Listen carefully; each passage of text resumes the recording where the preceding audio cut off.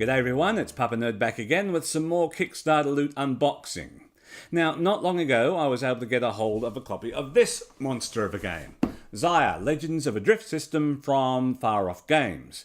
It's a sandbox space exploration game, which means you can take various paths to achieving the victory points you need to win the game. You can explore, you can become a pirate, or you can indulge in a bit of trade. It's proven to be a very popular game. It's actually quite hard to find a copy of the original core set these days, so my advice is if you see it around, nab a copy, you won't be disappointed.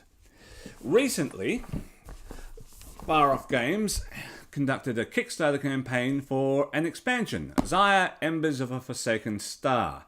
Now, this expansion is what you'd call modular, in that it introduces a whole bunch of new stuff, but you don't have to use it all.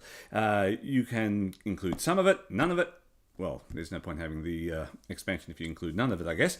Or all of it for a really enhanced experience with the original game. It also introduces a couple of new rules that fix a couple of the small problems that the original had, and it fixes them quite satisfactorily from what I've been able to see. So, let's take a look in the box and see what we get for our money. Alright, let's see what we've got. Rulebook, which details how to use all the new components you get in the game. Solo rules. The original game was for 2 to 5 players. They've now introduced a solo mode, which I'm really dying to try out. A new fame point track.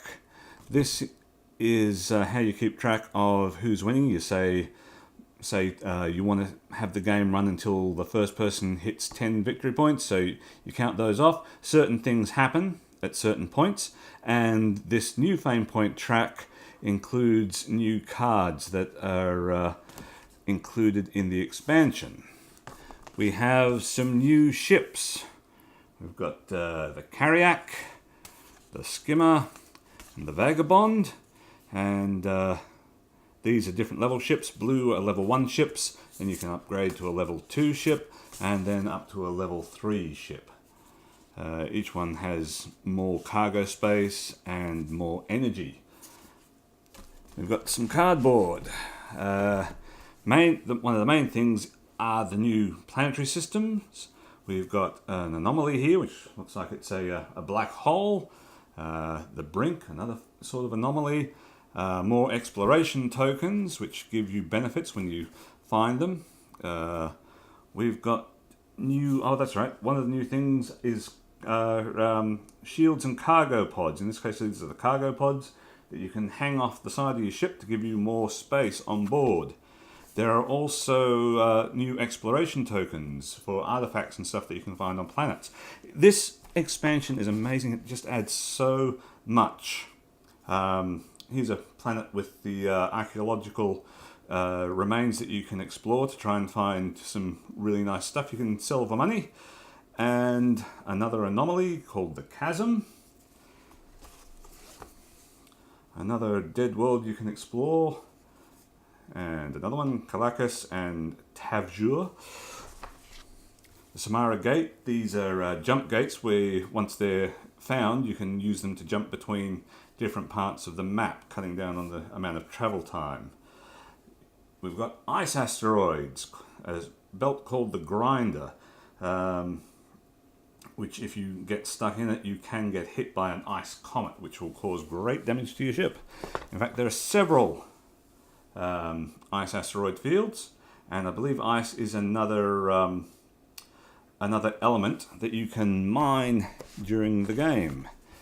We've got a star. This is the new starting point, I believe, for the game. It has an orbiting space station, so that means that there's always a definite base that you can go back to sell stuff as you're exploring. Here's one of the things that fixes what was a slight problem with the original game, the economy board.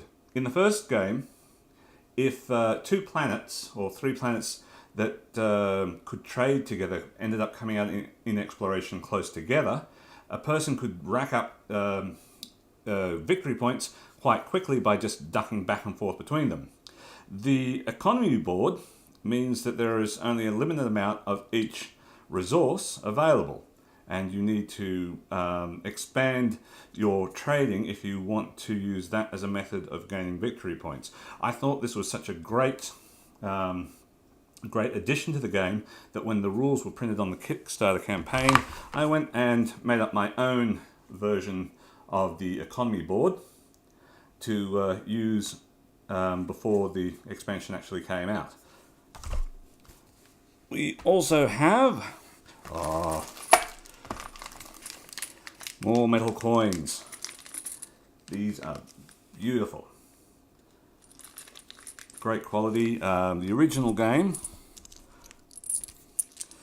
came with a whole heap of them as well, including blue 5 coin tokens and the silver 1s. Here they've supplied us with a bunch more ones just to keep us well stocked. We have new ships. So all the miniatures that come with the game are pre-painted and they look pretty nice. This is the space station that's now orbiting the central star. We have those 3 new ships that I showed you earlier. And we also have the ice asteroids that travel around the ice belts. And they look great. I can't wait to try these. What else do we have?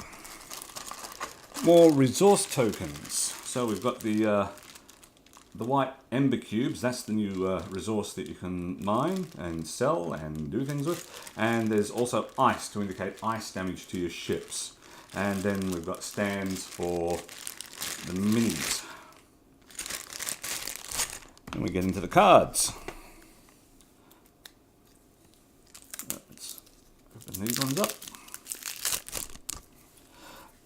Alright, we've got some new fame point cards, titles. If you're the first player to reach a certain number of fame points, you get to claim one of these cards. And these ones are blank. They let you create your own conditions. So if you meet the conditions when the title card is revealed, you gain the advantage that it gives. Plus, you get fame points, which add to your eventual victory. These are event cards. The event cards are new to the expansion, so it'll be interesting. But these are some more blank ones. I think these are from Kickstarter exclusives. We have upgrades for the new ships, solo campaign upgrades. I'm not sure how they come into play, but I expect I'll be giving these a try real soon. Behavior cards for the different. There are NPC ships in the game that travel a programmed path and have programmed behavior that just add a little bit more to the variety of the system and make it more than just the players traveling around. NPC stats, some more solo game cards.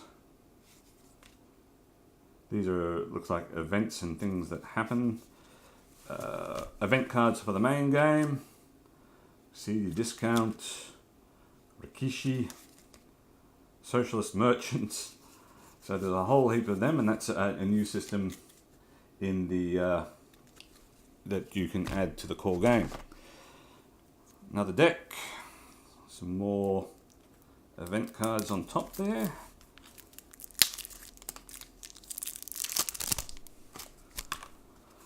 So more event cards, some more title cards, and these ones aren't blank. So as you can see, if you draw this one, Ice Rock Jockey, it says enter a comet's path and have a comet end its movement on a space adjacent to your ship. If you manage to achieve that goal, you get the card, and on your turn, when you roll for comet movement, you may alter the roll by minus or plus 1. So that's the advantage that you get if you manage to obtain this card. There are other ones: answer the call, reach the final hex, take a sell action that generates 4 or more cargo cubes. We then have mission cards. So there's a whole heap of new missions. They require you to do things, and then you get a reward based on the mission outcome. So in this case, you fly to a certain system, collect intel by discarding the top 3 mission cards from the mission point, and the payment is determined by the number of outlaw missions discarded. So that then gives you some fame points. The missions can also give you money and other advantages. The Kiln is the NPC card for the new space station. Then we have more upgrades for the new ships, and then just player information cards. There are equivalents of these in the core game. This takes into account all the new stuff, such as relics. So that's it. That's quite a bit actually packed into it, with the new systems, the economy board, the event cards, the solo play. I'm quite impressed. I can't wait to get this to the table and give it a try. Hopefully I might get a chance to do the solo game tomorrow evening, and then I'll at some stage report back to you all on how the game plays with all the new expansions. So I won't put everything back right now, but I'll just box that up and say this has been Zaya, Embers of a Forsaken Star.